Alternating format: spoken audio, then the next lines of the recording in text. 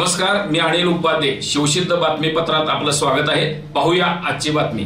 करवीर तालुक्यातील गांधीनगर इथं पोवारमळ्यामध्ये दरबार बाबा नानक गुरुद्वाराची उभारणी त्यांच्या भाविकांनी उभी केली आहे. अत्यंत सुंदर अशा गुरुद्वाराला कोल्हापूर जिल्ह्याचे जिल्हा पोलीस प्रमुख योगेश कुमार गुप्ता यांनी भेट दिली.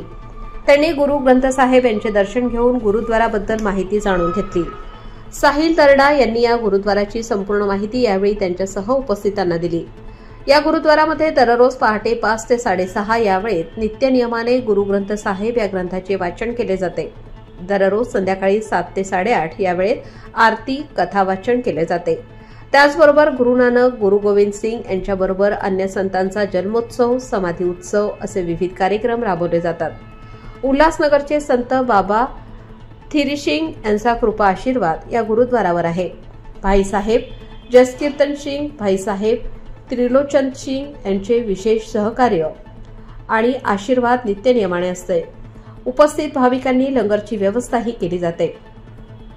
या प्रसंगी गुरुद्वाराच्या वतीने जिल्हा पोलीस प्रमुख योगेश कुमार गुप्ता, अप्पर पोलीस अधीक्षक धीरज कुमार, पोलीस उपअधीक्षक सुजित कुमार क्षीरसागर, पोलीस निरीक्षक अनिल तनपुरे यांचा विशेष सन्मान करण्यात आला.